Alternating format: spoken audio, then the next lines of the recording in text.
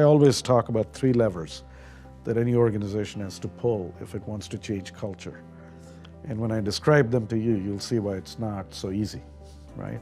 It needs changes across the board. One is you have to change all the metrics or the key performance indicators by which you're judging people, business units, projects, okay? All of those have to change because people respond to incentives, and incentives are dependent on how people are measured.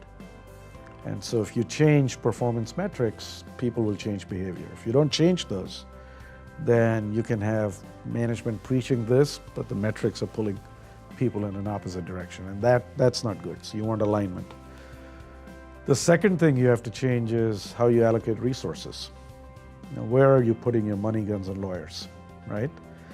And culture is going to respond to where the resources are going. So if you say, you know, it is very important to our culture that we do this, but then this is not getting any resources, then nothing's going to happen. So your resource allocation process, and I mean not just financial resources, but also human capital resources.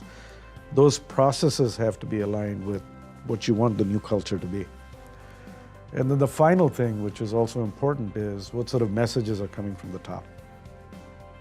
What kind of behavior are we encouraging, and what are we discouraging, and what are we tolerating, right? So somebody once said that culture determines what people do when nobody's looking, you know, and so you can't monitor and police everything that people do in organizations, nor can you incent all of the behaviors that you want through explicit incentive contracts and wage contracts.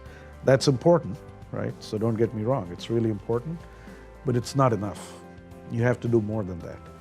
And every organization has unwritten rules and things by which people are judged and how they're rewarded and how they're promoted, and people begin to understand those things. So all of that has to be aligned with the kind of behavior you want people to engage in. So all of these things have to change if you want to change culture.